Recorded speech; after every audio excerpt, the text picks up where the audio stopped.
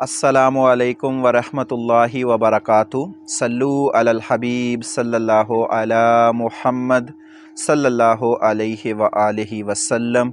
रज़ाए इलाही channel में आप सबको खुश आमदीद कहते हैं। अल्लाह अज़्ज़ा वजल से दुआ है कि अल्लाह अज़्ज़ा वजल आप सब पर अपना ख़ास करम फ़रमाए, दोनों जहानों की भलाइयाँ अता फ़रमाए, खुशियाँ अता फ़रमाए, हर दुख और तकलीफ़ से महफूज रखे। अल्लाह पाक बे औलादों को नेक और साहले औलाद अता फ़रमाए, बेरोज़गारों को रिज़्क़े हलाल कमाने और खाने की तौफ़ीक अता फ़रमाए और अल्लाह ताला आप सबकी तमाम जायज़ दिली ख्वाहिशों को पूरा फ़रमाए। आज की वीडियो मैंने 2-3 वीडियो बनाई यूरोप में आने के लिहाज से, और इससे पहले 600 से ज़्यादा वीडियो बनाई इस्लाम के हवाले से। तो जो रिस्पांस और जो कॉलें और जो लोगों के राब्ते हुए वो ज़्यादा यूनान की वीडियो के हवाले से हुए। आज तक जो राब्ता हुआ कि शरीयत का कोई मसला किसी को समझ ना आया हो, उस हवाले से बहुत कम राब्ते हुए। तो ये मेरे ज़हन में बहुत दुख हुआ कि यार हमें दुनिया की कितनी फ़िक्र है, हमें आखिरत की भी फ़िक्र करनी होगी, क्योंकि आखिरत की मंजिलें बहुत मुश्किल हैं। अगर हम इस दुनिया में उसकी तैयारी नहीं करेंगे तो हम उसमें नाकाम अगर हो गए तो फिर हमारा क्या बनेगा। तो इसके लिए हमने अपना रिश्ता जो है कुरान और सुन्नत के साथ, आका सल्लल्लाहु अलैहि वसल्लम की तालीमात के साथ मज़बूत जोड़ना होगा। अब बात करते हैं कि हमारे बहुत से साथी बहुत सी ख्वाहिशात लेके परदेस में आने के लिए बहुत स्ट्रगल कर रहे हैं, बहुत कोशिशें कर रहे हैं। तो एक बात ज़हन में रख लीजिएगा कि परदेस इतना आसान नहीं है, परदेस बहुत मुश्किल है। बहुत से लोग जो डंकी लगा के आते हैं वो पहुंच भी नहीं पाते, रास्ते में उनकी डेथ हो जाती है। बहुत से लोग वफ़ात पा जाते हैं, बहुत से लोग अपाहिज हो जाते हैं, मुश्किलात का सामना करना पड़ता है। तो इसलिए कोशिश करें कि हत्तुल इम्कान अगर आपकी गुज़ारा चलता है तो आप डंकी तो फिर किसी सूरत में भी ना लगाएं। जब भी आपने किसी मुल्क का सफ़र करना है तो कोशिश करें कि लीगली तौर पर अप्लाई करके वहाँ का सफ़र करने की कोशिश करें। लेकिन ये बात जहन में रखें कि परदेस में आप एक दफ़ा आ गए तो बस ये एक ऐसी मीठी जेल है कि इसमें बंदा फिर ऐसा फंसता है, फिर फंसता ही चला जाता है। फिर यही कहता है कि बस 1 महीना और लगा लूँ, कुछ पैसे और कमा लूँ, 1 महीना और लगा लूँ। ये 1 महीना लगाते लगाते लगाते 22 साल मुझे भी हो गए हैं। और अगर मैं आपको सच बताऊँ ना, तो जब कभी बैठ कर कभी गौर व फिक्र करते हैं तो हम अभी उसी स्टेज पर ही खड़े हैं जिस दिन जहाँ पहले दिन थे। तो इसलिए अपनी सोच को मज़दूर की बजाय बिज़नेसमैन की सोच बनाएं। आप छोटा सा कारोबार शुरू कर लें, छोटी सी स्ट्रगल शुरू करें, अपना बिज़नेस बनाने की कोशिश करें, यकीनन आपको कामयाबी मिलेगी। और आप ये भी कहेंगे कि भाई ख़ुद यूरोप में बैठ के हमें बिज़नेस करने का और पाकिस्तान में कारोबार करने का मौका तलाश करने के लिए कह रहे हैं। तो हकीकत यही है, मैंने भी 2-3 दफ़ा ट्राई की, लेकिन क्योंकि पाकिस्तान में आपको पता है कि कामयाब होने के लिए फिर स्ट्रगल करनी पड़ती है। और फिर वहाँ ये है कि बड़े बड़े मगरमच्छ हैं, जब भी आप कोई भी काम करेंगे ना तो जो उससे बड़ा आपसे होगा ना वो आपको करने ही नहीं देगा। वो कहेगा कि भाई इस काम का कोई फ़ायदा नहीं है, ये है वो है।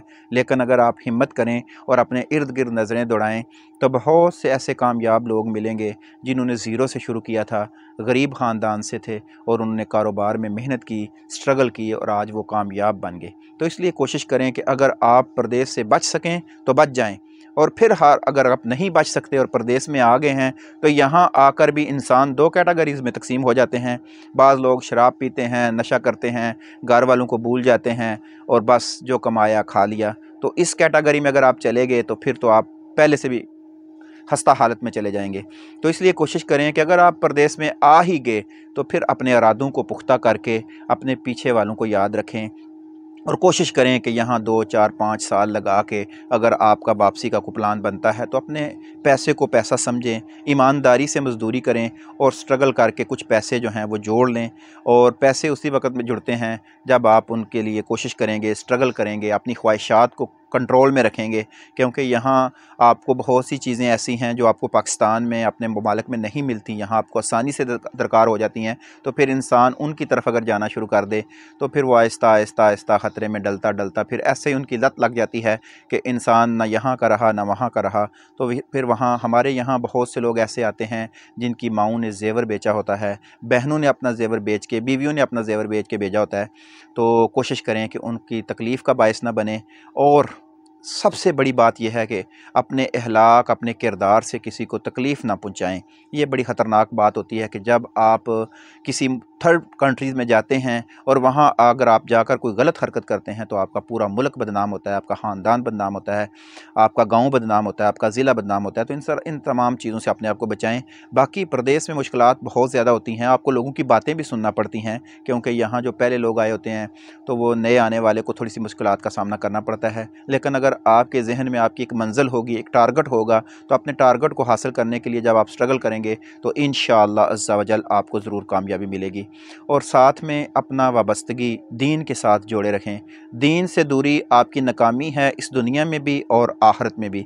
तो दीन के साथ जुड़ने से आपको इस दुनिया में भी कामयाबी मिलेगी और आखिरत में भी कामयाबी मिलेगी। हमारी ये दिल से दुआ है कि अल्लाह पाक तमाम लोगों को कामयाबी अता फ़रमाए और जो जिस मकसद के लिए घर से निकला है अल्लाह पाक इस मकसद में उसको कामयाबी अता फ़रमाए और अल्लाह ताला आपको दोनों जहानों में कामयाबी अता फ़रमाए। क्योंकि इस सिर्फ़ ये चंद दिन की कामयाबी हमें नहीं चाहिए, असल कामयाबी तो आखिरत की कामयाबी है और आखिरत की कामयाबी उसी सूरत में मिलेगी जब हम इल्म दीन सीखेंगे, दीनदार लोगों से वाबस्ता रहेंगे और कुरान और सुन्नत के साथ जुड़ेंगे। कुरान और सुन्नत के साथ आप जुड़ेंगे तो आपको पता चलेगा, वरना जितने मुंह उतनी बातें और आप हैरान हो जाएंगे। एक बंदा आपको कहेगा ऐसे ना करो, दूसरा कहेगा ऐसे ना करो, लेकिन जब आप कुरान पढ़ेंगे, तर्जमे के साथ पढ़ेंगे तो कुरान आपको खुद ही बताएगा कि आपने कौन सा रास्ता इख्तियार करना है। और कुरान समझने के लिए आपको उस्ताद, अच्छे टीचर की भी ज़रूरत होती है।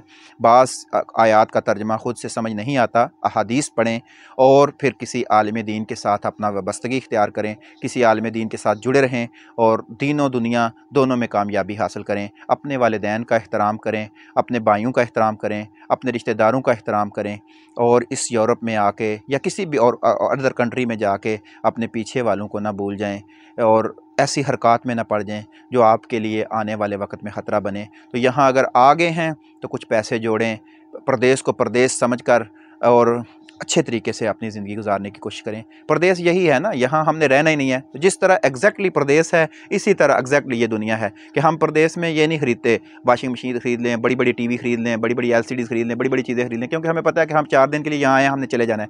यही हिसाब दुनिया का है कि हमने इस दुनिया से भी चले जाना है। तो यहाँ भी हमने ज़िंदगी इसी तरह गुजारनी है जिस तरह एक मुसाफिर गुजारता है।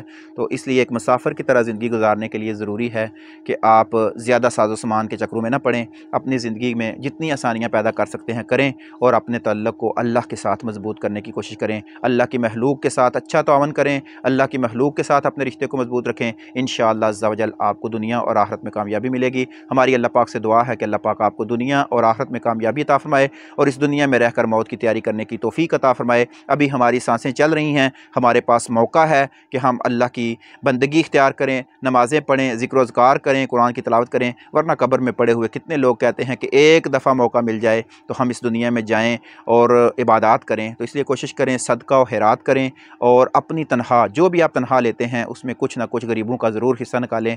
जब आप गरीबों का हिस्सा निकालना शुरू कर देंगे तो आपके माल में बरकत आ जाएगी। आका सल्लल्लाहु अलैहि वसल्लम की हदीस मुबारका का पक्का मफ़हूम है कि जो बंदा सदका करता है उसका माल बढ़ता है, कभी भी कम नहीं होता। तो इसलिए कोशिश करें कि अल्लाह पाक की राह में भी खर्च किया करें, गरीब गुरबा का भी ख्याल रखा करें, मदारस का ख्याल रखा करें, अपने इमाम मस्जिद का ख्याल रखा करें और सबसे बढ़कर अपने वालिदैन का ख्याल रखा करें, अपनी बहनों का ख्याल रखा करें। सबको कोई तोहफ़े तोहफ़ देते रहा करें।